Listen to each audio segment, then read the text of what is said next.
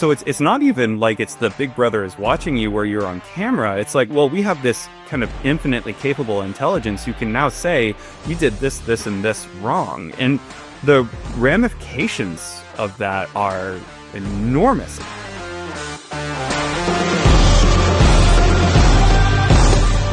Like on one hand, basically what we're saying is that LLMs are basically built to be sycophants, right? They're going to say whatever it is that is going to make you happy. Given a choice, they're going to just try to make you happy, right?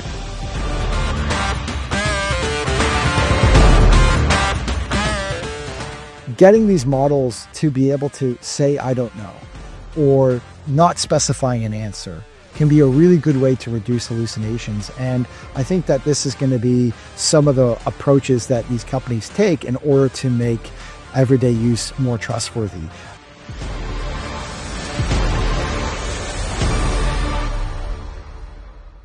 Hey, welcome everybody back to another episode of the Veterinary AI Brief. Our co-host Robert Sanchez, joined with Aaron Massacre and Dr. Adam Little. We have been unexpectedly off for the last couple weeks.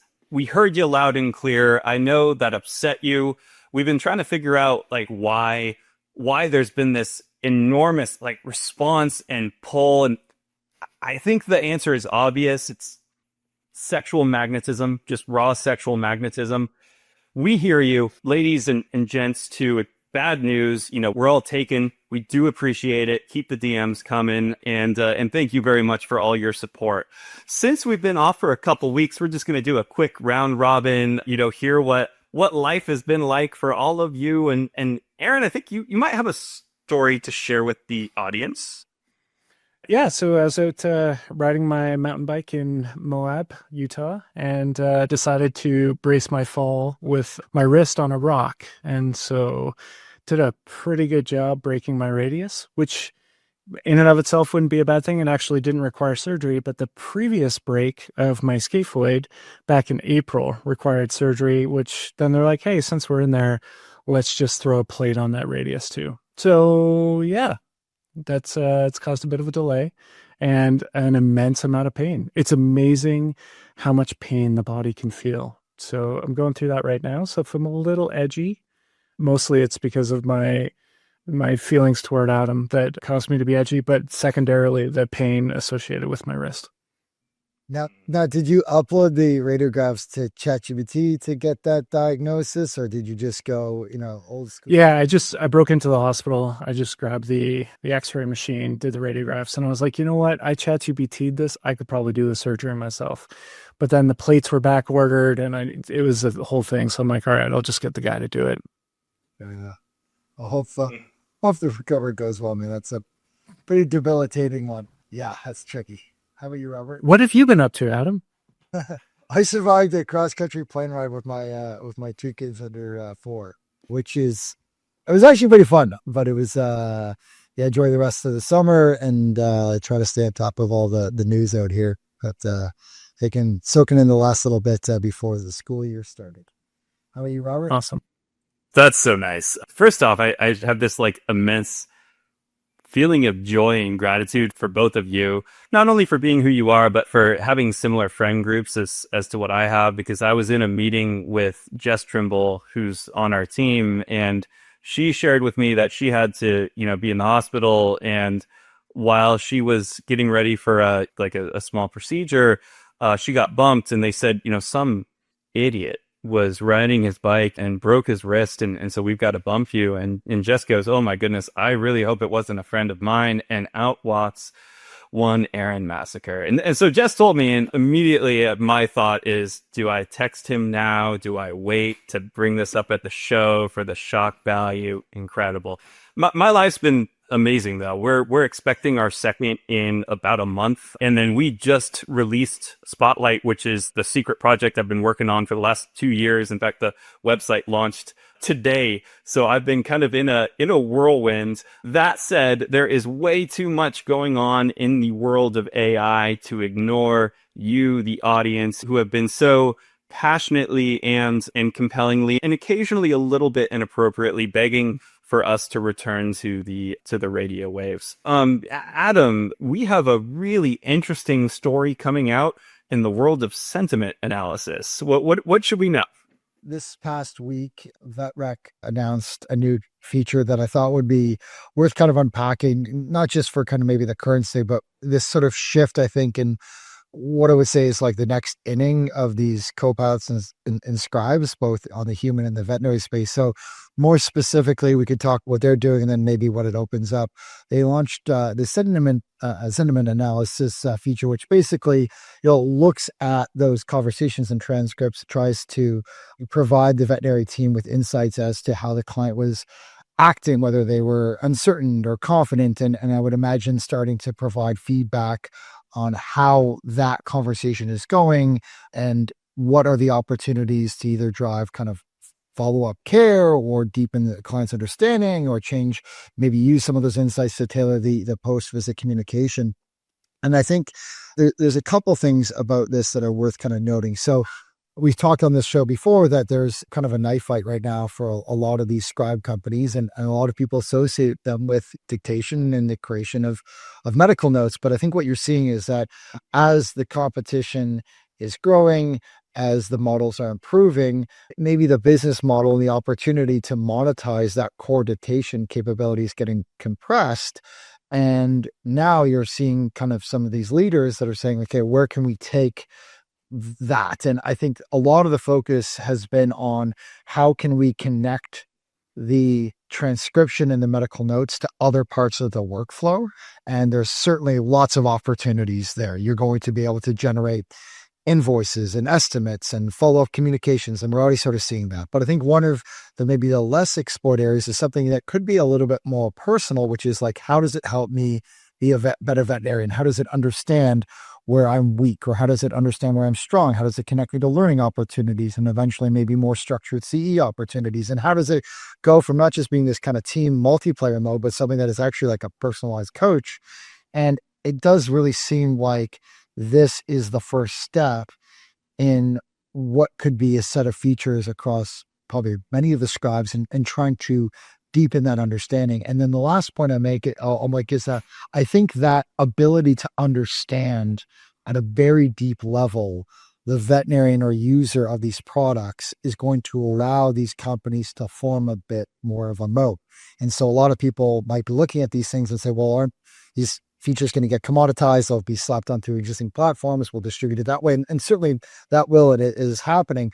But I think at the end of the day, in the same way that people are confiding in ChatGPT as the therapist, if you have an AI that knows all your relationships with clients, has seen you and referred you in the exam room, and is able to kind of take that feedback in order to sort of guide you, not just in terms of being a better veterinarian, but maybe providing different levels of support, whether that's more kind of like emotional or patient care.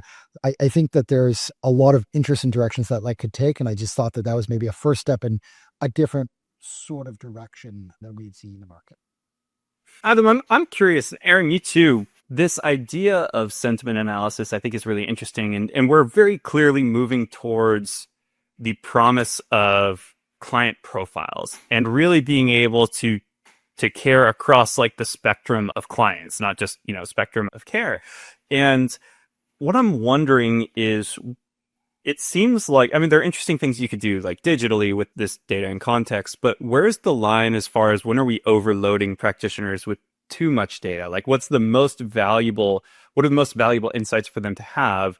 And I'm wondering, visualizing this in the practice, I could see a way where it could elegantly sit within the workflows, but is that going to be something we feel veterinarians are going to be set to regularly take advantage of in their motions? Or is that going to feel a little bit maybe burdensome to have to, take this into consideration?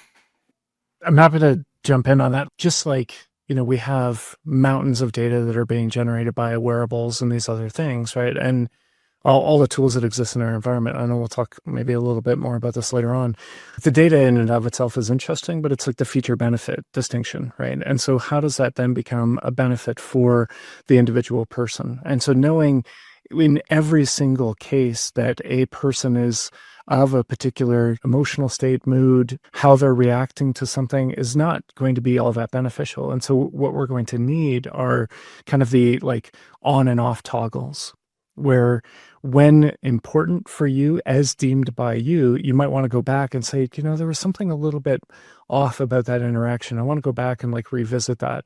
And we all also know that that's where like real learning and growth happens, is on reflection, right? So giving people the opportunity to access that data if and when they decide to do so, and not just overwhelming them with that data, right? Because if they go back to their dashboard and there's just this endless series of information, but none of it actually helps them practice better medicine, then it's just, to your point, it's just going to be overwhelming.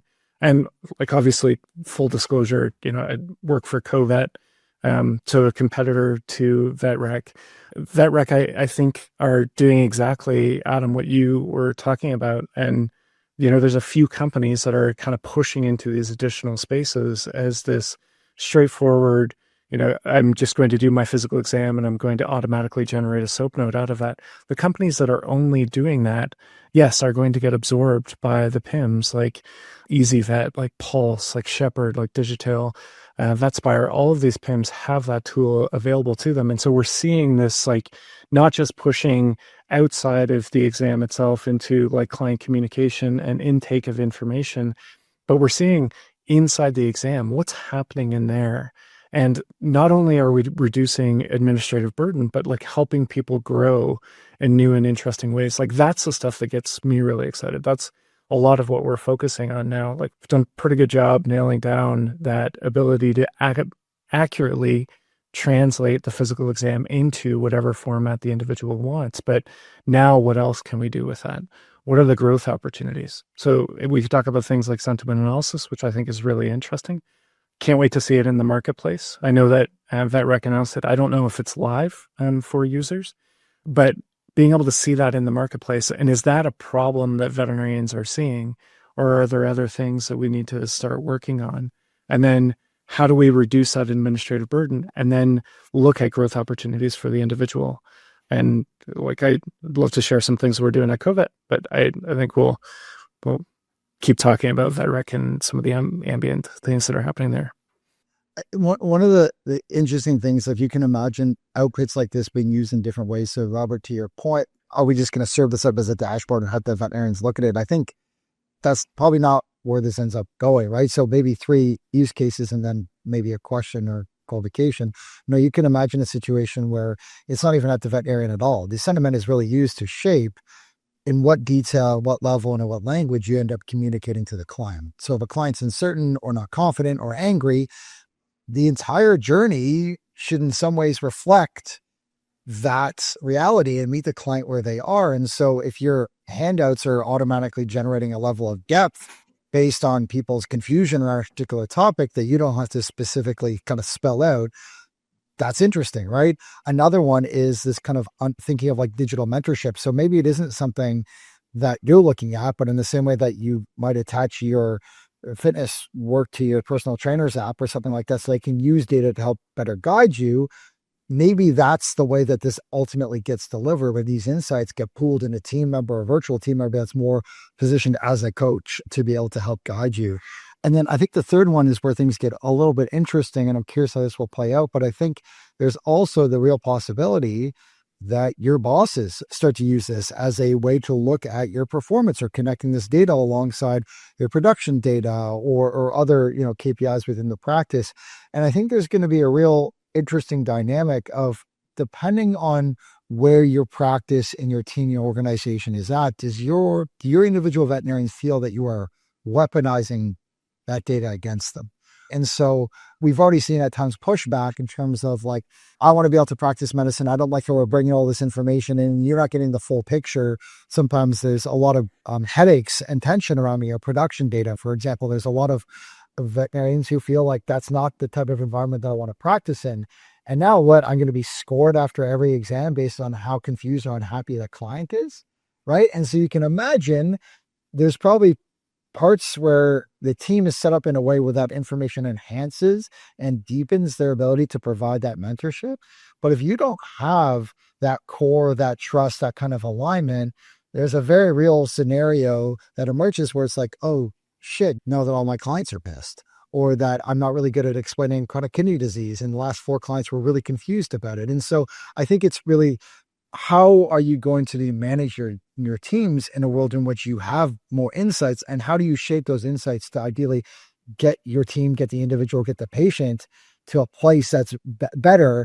But if you haven't earned the right to not maybe access that information like a technical way or like legally, because you're almost like an emotional and growth perspective, you're not going to go very far as a leader in these practices. And you're going to start to really see, I think, a lot of pushback as, let's say, the most sacred space of all, the exam room, has more microphones and video cameras in it than ever before.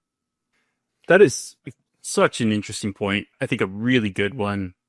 When AI is at its best, I think it's empowering. One of my favorite use cases for AI is I'll use Granola pretty commonly, which is a transcription tool. And I don't even use the Granola like auto summary. I dump it straight into ChatGPT and start chatting with it. And I agree. I want feedback on my performance on meetings and with direct reports, and how I'm tying the substance of these meetings to the long-term goals that we have for our direct reports. Like, it's this incredible mechanism for feedback and growth and empowerment. There is such a utopian dystopian crossroads that I can see here, where utopian, this is going to be like an incredible coach. Everyone's going to have Yoda basically saying, this is what you have to work on, and here's how I'm going to help you work on it.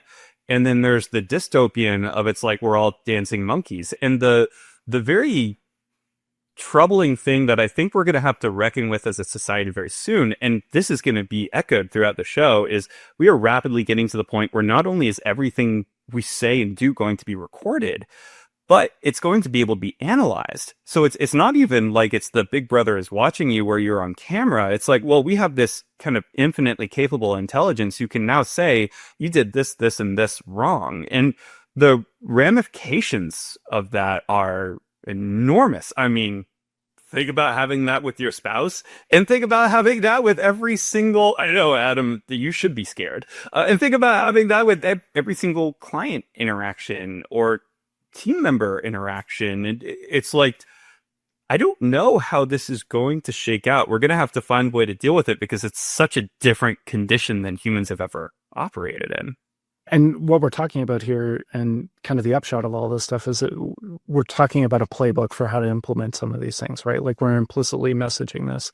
And the key thing is, like, to start off with the individual users and to figure out what is of interest for them. Because from all the veterinarians that I know, if it does come in with like you're not hitting your KPIs because you're not saying the following word, like, those vets are out, like, they're done, right? And is there an opportunity for them to jump ship as quickly today as there was maybe 2 years ago? Not as much, but that doesn't change the fact that they're not going to be interested in this. But if we take an approach where we say, okay, what are the things that really matter to you? Let's toggle those on, right? And let's figure out how we help you grow in the things that are really important. I think at that point, the AI is going to be used appropriately, and we're going to see a much wider spread adoption. And my assumption is that good medicine is good for the practice, right? So the better medicine that an individual is able to practice, then the more revenue that the clinic is going to be able to generate. And so I think that if done properly, and by done properly, I mean start with the veterinarians themselves, figure out what they're interested in, what matters to them, and help educate the organization in terms of that. For example, something as simple as, hey, look, we know that some veterinarians drive maybe a little bit more compliance with respect to return visits or vaccines or whatever. Let's figure out what's going on there. Are you okay with that? Are you okay with us listening to that conversation and then being able to generalize that information across the organization to generate best practices from the individual top performers? Like, for us at Covet, like, that's the way to go, right? Like, you start with the vets, you get consent from the vets, you elevate them, which then elevates the rest of the team. And it's not this like hierarchical dictatorial approach. Yeah. I think the other thing too, to your point, is like, most veterinarians are motivated to become better veterinarians. Like they're not looking to become worse, right? And so if you, in all the different ways that you can use this information, if you tap into things that they really care about, you could probably drive a lot of interest and development and curiosity in the same way that like a lot of veterinarians talk to other vets about like, well, how do you manage a case like that? And when did you learn that skill? And what CE are you taking? And, but there is this very, I think, deep like desire to be the best vet that you can. And I think that falls down is where that journey and that growth appears to be in conflict with business objectives or candidly like non-medical staff and team leaders that are maybe distorting that individual journey. But I think if you have a team where it's like, no, that's our goal and we're going to think about that. And, this is another announcement this week. Modern Animal, I think, announced a new round of funding and hit a pretty significant financial milestone. But you look at like a practice model like that. And Steve Ottoman is obviously like a longtime kind of friend and colleague of a bunch of people on this podcast. But for all the technology out there, his mantra has always been like, make it an amazing place for veterinarians to work and don't focus on technology for technology's sake. And not that there are challenges as you scale that model, but at least you have that buy-in where you're working for the people that are powering the experience and good things happen. Right. And it means that they're more likely to maybe try new workflows or adopt a team or really kind of be bought into the ethos of the practice. And so I think that's really important. The other thing too is you can imagine this, like talking about some of the serious stuff, but maybe it just flips on its head where it's like, oh, I think I'm a shitty vet. It's like, no, like you have a 95% happiness score for your clients, or like, let's not focus on the things that you're not great at, but let's actually bring some objective data to reinforce how good of a veterinarian you are. Because I think that many times people can over-index for those really tough cases, those tough moments, those angry clients. And this might be a way to act as like a motivational force in the same way that like a not one more vet sometimes acts as a community support. And a lot of those messages are like, hey, I screwed up. And people will be like, yeah, like, we're human and that's okay. And there's probably a lot of good clients out there that you're overlooking. So don't beat yourself up. And if that just becomes a little bit more of like a daily practice and the data can help facilitate that reflection, and that might be a good thing for people in particular if they're not getting that from their human colleagues. So I think, before we move on to the next topic, I want to share my so what from this, like what I would take away as a practitioner from this segment. And there could be a few things, but the big thing to me is this idea that, all right, we're getting to a point where AI is very, very smart. And the rate limiter is just the context that you give it. These tools are very valuable because they allow you to gather context that you didn't have before and analyze it. Now, you pair that with this idea that experiences are everything, to Steve's point, right? But also not just team-facing experiences, client-facing experiences. And then you enable it to coach you. I think you're going to have a level of mentorship that was just not accessible at scale before. I think that's really exciting. And so what I'd encourage our listeners to do is definitely check out these tools. For VetRec, we at the show would be really interested to hear any like benchmark analysis as to how accurate the tool is. I think that would be great to empower our listeners with, but definitely encourage our listeners to check out these tools because the idea of coaching and mentorship based on the interactions that you have, every single day with your clients and your teams could be a really big difference maker, at least in our eyes. Adam, what do we got next? Yeah, hallucinations. So obviously this case come up on a lot of the shows recently. I think Dr. Ryan Appleby did a really good job of maybe highlighting some of the use cases around there's a dog that knows how to open a door, around radiology and maybe some of the challenges and limitations of using large language models to analyze them images. But it kind of spurred a bit of exploration that I was doing hallucinations. Now, OpenAI released a paper and a summary of this paper on their website on September 5th, kind of breaking down why large language models hallucinate and what they're kind of learning about this. As you might recall, when they announced GPT-5, they sort of claimed that hallucinations would be reduced. And I think I'm experiencing that a little bit in my daily use. But I think this is a topic that for a lot of people is kind of like, well, how can we trust any of this stuff if it feels like it's just kind of a built-in flaw of the system? I think a couple of things that they pointed out that were really interesting. So one of the things that they realize is that right now, the incentive models, the reward model, the systems of these models are really set up about them giving an answer. And it turns out that this, I think, functions a lot like humans, right? Like if you've ever found yourself in a situation where you're in a meeting and people are making stuff up or kind of afraid to say nothing or afraid to say, I don't know, humans, myself included, like we fill the vacuum. I think most people in a group would sort of default to providing some response, regardless of its accuracy, than saying, I don't know. That is hard. In fact, there's a lot of coaching and leadership training that's now like trying to be more upfront and humble in that respect. And it turns out language models kind of function the same way, where if you're asking, what day is my birthday, it's better for these models and some of these reward systems to say, I'm going to guess a date because at least I know it's a date. I don't know that it's right, but if I don't say anything, the chance of me getting this is nothing, is 0, versus like 1 in 365. And so it turns out that getting these models to be able to say, I don't know, or not specifying an answer can be a really good way to reduce hallucinations. And I think that this is going to be some of the approaches that these companies take in order to make everyday use more trustworthy. Citations are another one, but even in this paper, they kind of break down that, like, they asked it some fairly basic questions about the author and it got it quite incorrect. And so I do think hallucinations are going to continue to be a really top of mind issue for users and for enterprises. There's going to be a lot of scaffolding around these models to try to reduce those hallucinations. But I think what this paper shows is that there's something more foundational at the way that they're trained and built, that if we can address that, perhaps over time, these models actually become much better at handling topics that they're not in a position to address. So I thought that was something that might be worth calling out in light of some of the conversations that we had. Can we dig into this like a little bit more? Because I'm trying to get the gist of the paper here. And on one hand, basically what we're saying is that LLMs are basically built to be sycophants, right? They're going to say whatever it is that is going to make you happy. Given a choice, they're going to just try to make you happy, right? And then some more than others, for sure. Yeah, truly. Grok doesn't seem too concerned about it.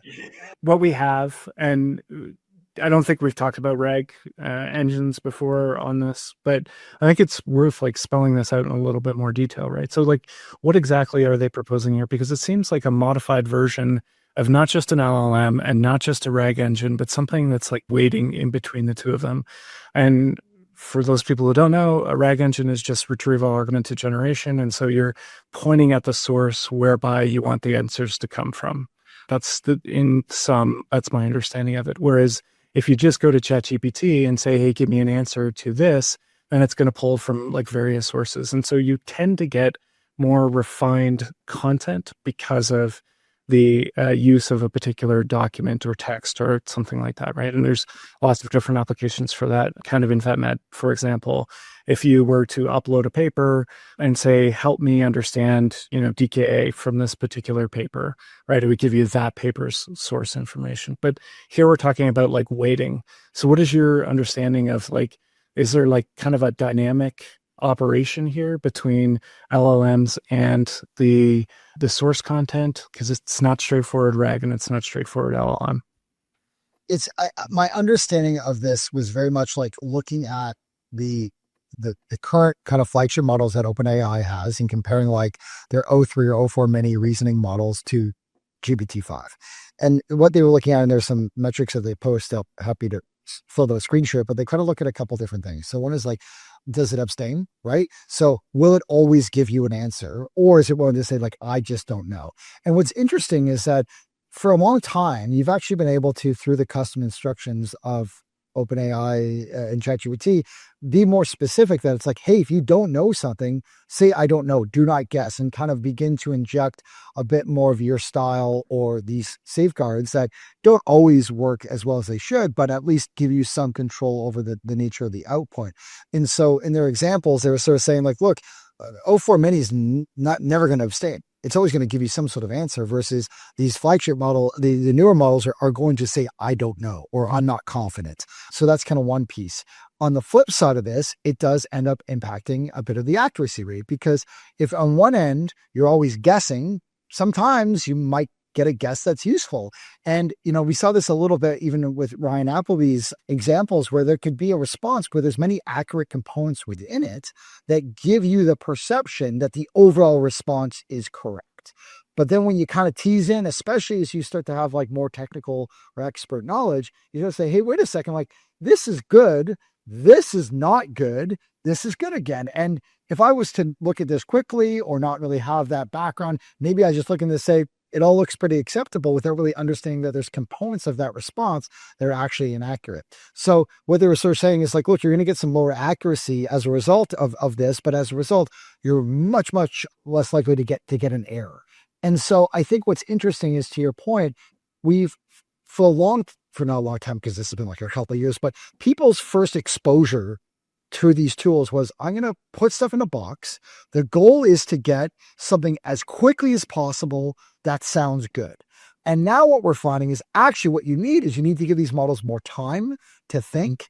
You need to allow them to communicate their level of confidence. You need to be able to give them their sources. Like it turns out like quicker and looking good for a lot of questions is not really what people are actually after. And my experiences with GPT-5 now are like, I always choose the thinking mode. I always choose the pro mode. Like in very few cases do I actually care about, the 10 to 30 second difference or the 2-minute difference. I actually want it to be more accurate. The only time I'll use auto is basically when I'd feel comfortable searching for something on Google. And I very rarely use Google now. What this makes me think about is a little more of the existential dread angle. There was a lesson that so many social media companies learned, that the way to commercialize their product was to optimize for engagement. And I think a lot of those entrepreneurs and executives were now see like the same people are now involved in AI, and clearly the models have been optimized for engagement. And I think that has a lot of damaging repercussions. Like I think overall social media has probably been a net negative on the world. I think it tribalizes people. I think it like turns them into keyboard warriors. It gives them less empathy and compassion. Like I don't think that social media has connected the world like Mark Zuckerberg says their mission is to. And we'll talk about him in just a moment here. But that's just something to me. I'm grateful for this work, and really it's part of something called the alignment problem that is happening here, which is how do we leverage AI to amplify what's best in humanity instead of commercialize all the dollar signs that we can squeeze out. On that note about commercializing, causing attitudes towards Mark Zuckerberg's control of the social media and an AI landscape, let's talk about how he's going to put glass on everybody's faces that I lost. Talk to computers, Robert, and introduce this topic. Yeah, well, if there's one person I trust as the shepherd for humanity into this new age of AI, it's Mark Zuckerberg. It's the guy who is, offering 9-figure compensation plans to AI researchers and engineers so that he can sell more and better Instagram Reel ads. However, Meta has done something incredible that, like once in a while, we talked about it a little while ago, you see something that really makes you rethink your priors as to what's possible in the near term. And I think we got that last night with Meta's unveil at their event. And what they unveiled a few things, but the big thing that they unveiled is first AI glasses with display within the lenses. So essentially it's kind of a step towards mixed reality or augmented reality in the glasses. It's honed around actual use cases that I can see this being very, very helpful. So much so that I really can't wait to get a pair. And we'll talk about use cases in a little bit. But the other thing that just blew my mind was the wristband. So they have a wristband that they released where it is actually, I have no idea the science on this. There are signals that your muscles give off. The wristband can detect the signals that your muscles are giving off. And so to control the screen and the AI within the glasses, you just have to make these micro gestures with your fingers. And all the reviewers and reports that have had early access to the device say it works intuitively and like magic. And that's like kind of the big moment. It's like where the graphical user interface was the big moment for like home computers. I think this is probably a similar moment for ambient computing, this idea of, instead of having a tiny screen in your pocket to interact with the world, which of course that's not the fucking right way to interact with data, right? It's the right way to interact with data is as naturally as humans would interact with the real world, right?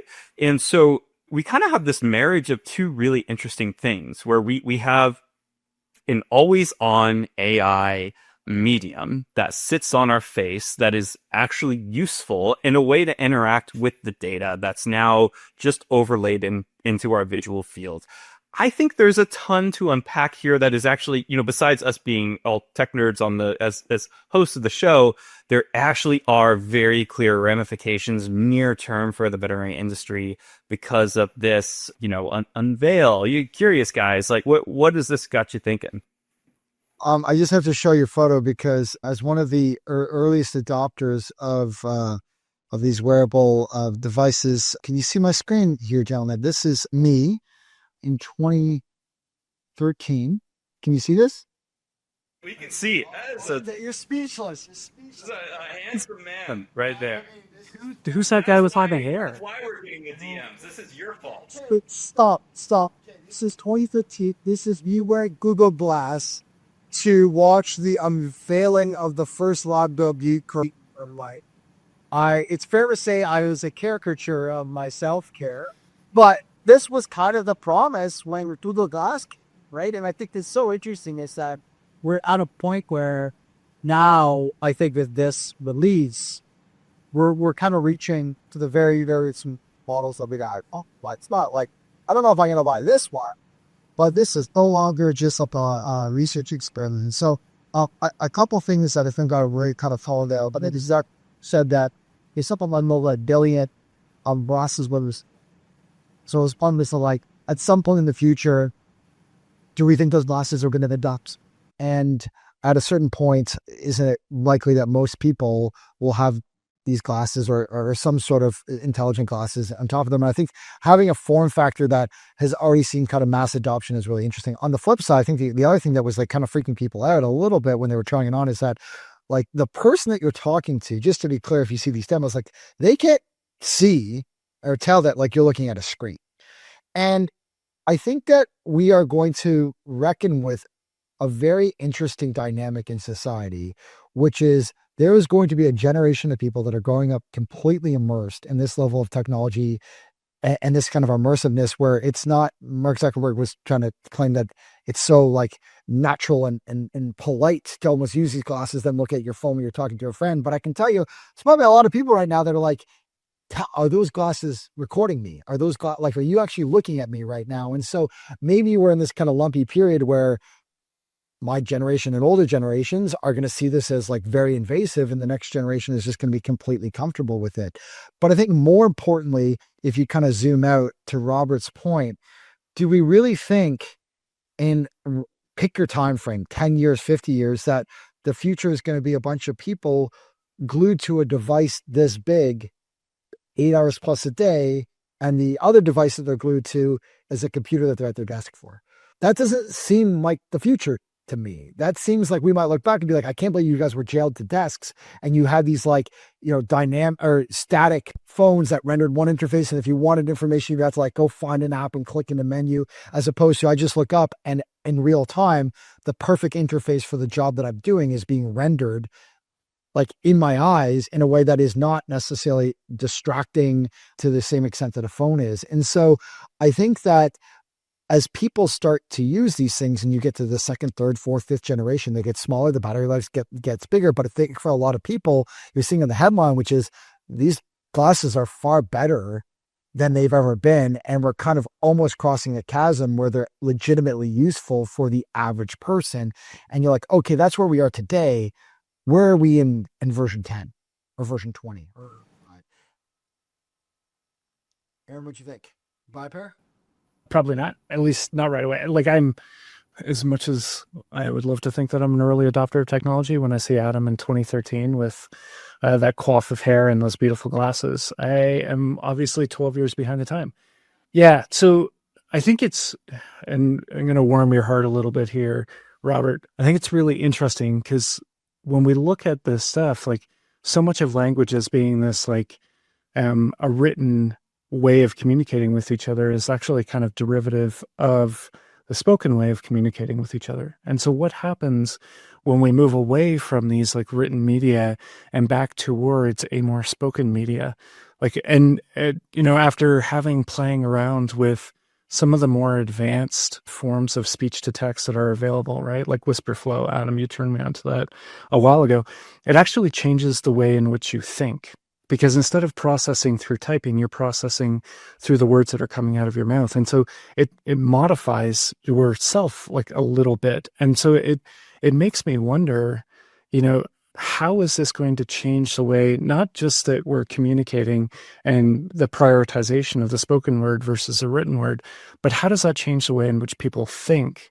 And what does that mean? Like, what does that look like? Because if I think about, because I'm trying to like always tie this back into the veterinary context, right? Like, what does that look like? I could see the glasses being used for things like, pull up the last 5 years of blood work that we've run on this animal in order to then be able to graphically represent that as I'm looking at the animal so I don't have to go back to my desk and that sort of thing. So are we at a point where we can like expedite the use of that? So you would just say, hey, Meta, or ideally, hey, Covet, pull that up, and then it pops up onto the person's visual field to be able to see that and be able to treat that in real time. So I think that's interesting. But I think what's more interesting is this idea of like, how are we actually going to change the way in which we think as a result of some of these tools that are ambient listening devices? Because if people think that we're 5 years away from having recording devices around us all the time, like, that was 5 years ago that people should have been thinking that. Because I was on a call earlier today and like there was Fireflies on there was Auto on there was like my recording that was on there was a recording from like all of these things were popping up from yours. And then like there were 2 of us on the call, right? Plus like 8 ambient devices that were there in the background. So anyways, I think that there's a lot of interesting applications, but it's one of those things where it seems like a solution looking for a problem at this point. And we just haven't really built out the use cases appropriately in order to say, oh yeah, this is going to hit mass market adoption. But might I have said that about, the cell phone when it came out? I don't know. Yeah, 100%. Oh my goodness. I like, Go ahead, Robert, sir. no, please, you got all. No, just one point. And I think your comment about the meetings is really apt, which is that I think people forget how transformative the phone was. But like all the biggest companies in the world, the way that you do everything now from like order food to buy cars to it changed everything. And so, and a lot of companies that serve kind of the previous paradigm didn't become the largest services and products of the new world. The entire like phone accessory market, AirPods are one of the biggest businesses in the world, and they're just like a product of Apple's as just an example. And so I think to your point, like what are the broader implications of this ecosystem?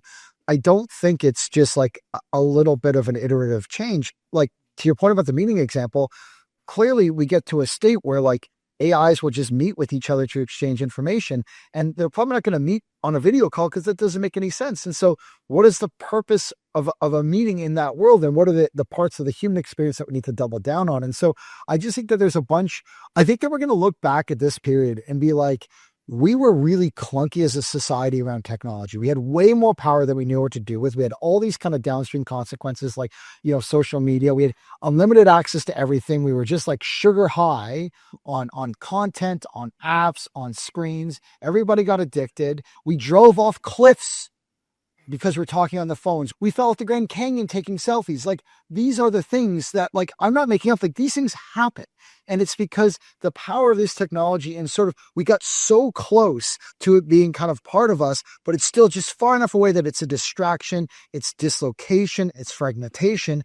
And I think we are perhaps about to enter this era where it becomes more personalized, it becomes more tailored to your unique flows, it becomes maybe hopefully less distracting. I agree with you, Robert. Like, do I trust some of these guys who have made a ton of money off of like amplifying and gamifying our attention for clicks? Not exactly. But I do think that we're going to look back at this period and say, we were very clunky in how technology actually worked with our lives. And I think in the same way that we look at like a desktop computer and the difficulty of like booting it up and losing your phone line and only having 2 apps and it took an hour to get on solitaire, whatever the heck it was. What is the equivalent now? And I think the equivalent now is like pulling up a screen, knowing what you want, but then having to do a bunch of things to get there. And then ultimately having to drag and drop information, copy and paste information, etc. And so when you say it's like looking for a problem, I look at that and say like, this is a massive problem. And it's actually a problem about where we have landed in the current kind of paradigm of like mobile.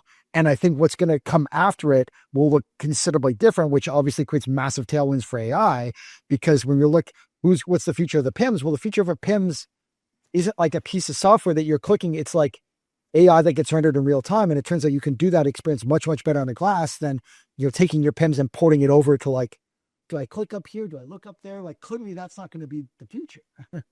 I also disagree with Aaron. I think, Aaron, your opinion's terrible. So I think I want to talk a little bit about the so what of this for the veterinary industry. I think, what we saw yesterday, my bet is it is a historic moment because it represents a shift in the computing medium.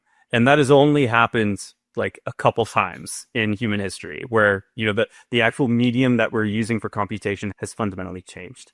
And there are so many interesting ramifications that to a degree we've talked about. There are plenty more that we could talk about, but like, what is the near-term implication and consequences for the veterinary industry for this?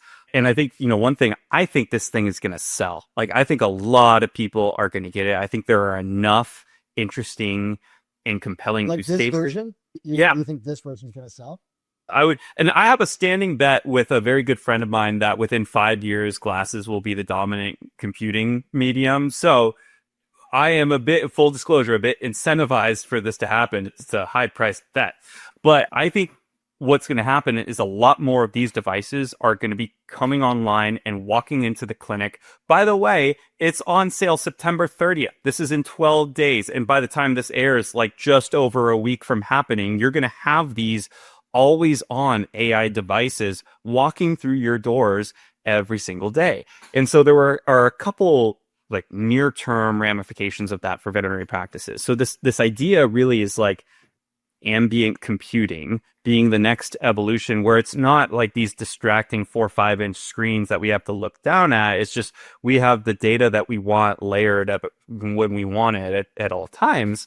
The two obvious ramifications that I can see, one is that just everything that you say is going to be recorded, or you're like a lot of, maybe that's an exaggeration, but a lot of what you say is going to be recorded in a way that you're not controlling. Your clients are going to just have interactions with you recorded, and maybe they don't even engage with the AI right there in the exam room. I think some of them will, but maybe not. Maybe they go home and have a conversation with the AI about the interaction, and there are plenty of ways that could go for the industry. And I think so that's just something that you have to know is coming down the pike within the next year easily. Like, this is not a far away thing that we're talking about. This is like a couple weeks you might start seeing this. The other thing that I think is, I do think there are ways for that to be very exciting, by the way. But it's also a watch out from us that this is happening, and this is a real ramification of that.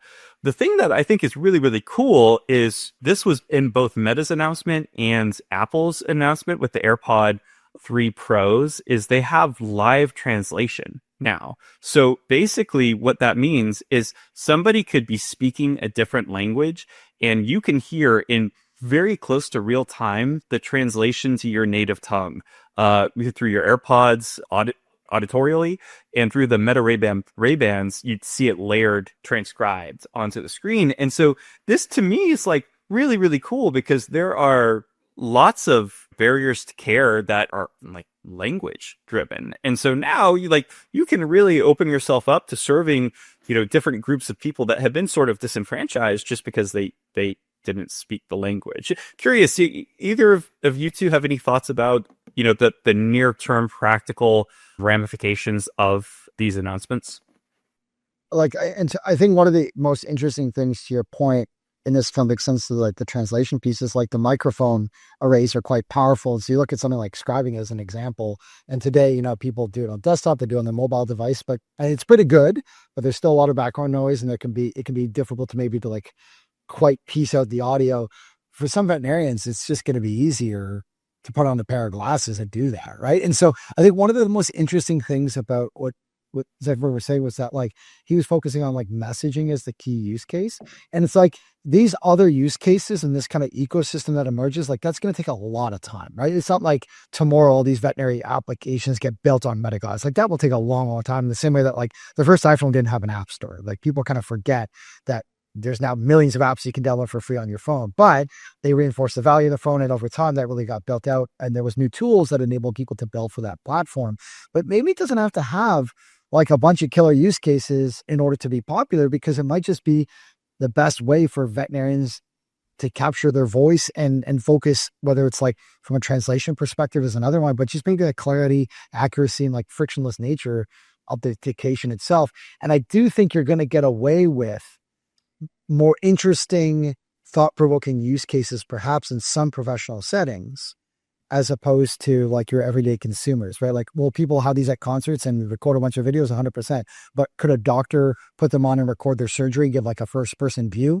Like also yes, right? And so I think the camera piece is really interesting. The live caption one, where you can actually have like literally like real-time captions as somebody's speaking to you. So you can imagine a bunch of environments where it's kind of hard to pick out who's saying what or what was actually communicated. But I think there's going to be like a couple use cases that emerge, but there's going to be like no veterinary specific apps for a while, but that's probably okay. And I think to your point, like pet owners are going to start having these things too. And we talk about like scribing as in it's like a professional domain, but a lot of pet owners are going to just start recording this as well, right? Because it's going to be part of what they're all recording. And I think we're going to start to really come up against a world in which there's going to be people who are deeply uncomfortable with that, for sure. In the same way that like there's coffee shops you go into and they're like, there's no Wi-Fi, or you'll put your phone down before you go into this concert into this pouch. These glasses that are picking up, people are going to ban them. People are going to get punched in the face. I'm sure that will happen. But I think that will continue. And what's going to emerge is sort of the ecosystem of apps and other value, guardrails, safety, accessories, all these other pieces. But there's something really interesting about it being tied into a form factor that people are already kind of familiar with in the form of glasses versus like what Johnny Ive and OpenAI might cook up with like a third device that's like a pendant or something. So I'm really curious about that. I think we'll start to see a couple of vets, but they might be more using it for consumer facing purposes than like something professional. But then there'll be new use cases that emerge and be like, hey, I could do this in a way that I never had before. Like, I wonder if there's something there. So I wonder if like some of this is just going to open me up to a level of criticism that is absolutely unwarranted from both of you. However, I will say, like, it was back in 2017. In 2017, 2018, Google launched this with their Pixel Buds, right? Like live translation was available back then. And I would be curious to see the adoption rate, especially in places like Europe, right? Where you're just encountering more languages more frequently. And so like, what has that looked like? So I think that's interesting. I think to your point, like the more, because the way that we look at these developments, right, is that the hardware is enabled, and then the apps lay on top of that, which provide the use cases for individuals to then engage more with the hardware. Like that's how this stuff develops and grows, right? Like just in the piece of hardware in and of itself is maybe not that exciting, but like how people have imaginatively explored different ways to leverage that tool in order to solve problems for them. I think that's when it's going to get really interesting for some of this stuff. Because to your point, right? Like to the do we call it an accident? The mishap of me trying to brace myself on a rock. Adventure. Correctly, yeah, doing high risk activities. I went in and I was talking with a specialist, and like I knew that I wasn't going to be able to remember everything that he was saying just because of the speed with which he was going through it all. And so I again, shameless plug, I brought COVID in there and I hit record and I recorded that entire conversation. And the summary that I got out of that, like there were certain things that I'm sure he knew that he said. I absolutely did not know what he said and did not remember what he said, but it helped me remember that afterwards. And so I was a more informed consumer as a result of that, right? Just summarizing, so recording the conversation and summarizing it within the app. And so I think we're probably just going to see more and more of this. So right now, a lot of these tools, yes, are geared towards the practitioner, so Covet for veterinarians, but we're going to see more and more consumers using these as well as aids to them. And like, there's this whole tradition within philosophy called extended cognition, which we could get into. I can see Robert already getting excited, but maybe we'll save that for afterwards. But I think it's super fascinating, like how all of us, I think if we use these tools appropriately, are all going to level up. And when we talk about informed consent, we're going to reach a level that we've never been able to reach before because of the tools that people have available to them. So I think it's an exciting time. I don't know if the glasses and the wristband are the means by which we get there. I think we can get pretty far given the hardware that we currently have, and then maybe we'll bump up against some barriers in the near term that then unlock through the development of apps and that higher level. But yeah. I mean, I think super thoughtful point. I agree with everything except the medium, and it sounds like I need a second very risky high reward bet with another friend of mine. So before we adjourn, we have something really, really exciting to talk about. And we were contacted by a gentleman after we released, I think it was the initial episode of the podcast, just expressing his enthusiasm for what we were doing and wanting to talk about collaboration. Honestly, one of the most impressive people I've shared a ever spoken to by far. Adam, could you tell the audience a little more about what's going on? Yeah, sure. So by the time we drop this pod, there should be a report out that has been spearheaded by John Ayers, the former CEO of IDEXX, who has taken, I think, a lot of interest in AI and the transformation that's ahead of us for the companion animal space. And so we were invited to kind of participate as co-authors for that. So wanted to get that on folks' radar. If you haven't downloaded it already, the report will be free. It's a very comprehensive look in kind of two parts, not to spoil it, but one, the kind of looking at the kind of current state of the applications and the areas where we're seeing AI implementation really start to take hold, and then kind of the downstream impacts to the business and the profession writ large and in terms of what we can expect. And so I think from our perspective, the goal of this podcast has always been to start to catalyze conversations within the veterinary space and sort of give us maybe a bolder lens on which we can create the future ourselves. And I think that this paper hopefully jumpstarts it. And I just wanted to give a shout out to John for pulling the group together and some of the other co-authors, Jane Broad from the Catalyst Council and a practicing veterinarian, as well as David Kincaid, who's got a wonderful Substack, tremendous amount of experience in the technology and AI space in the veterinary side, and then us three sub authors, but certainly something that we hope will spur some conversation. And we're looking forward to having John on at some point to sort of discuss a little the impetus about this, the findings and his takeaways. If you're looking at the all-time brilliant minds who have touched this field, he's got to be up pretty high on the pantheon there. Yeah. Yeah. What an honor it is to be, connected in any way. We are super excited, and John would love to have you on the podcast. Would be an incredible discussion that I think we'd all remember for a very long time. That is our show for you here today. And actually not quite our show for you here today. Adam has something else. No. Oh, no, I don't. I was just saying any of those classes so we can get his take on whether or not he thinks these are going to be the medium of the future. We can have a tie break. Amazing. Love it. That is our show for you here today. We are back. We're thinking of doing this bi-weekly now to be a little more realistic. So we're going to try to get these out on Mondays. And, as you've seen before, we're going to be making sure that we bring you the so what of the news. We're going to be having these longer form conversations with thought leaders within the industry and just making sure that you feel empowered and, in charge for steering this industry like we can. So thank you so much, everyone. We will see you in a couple weeks.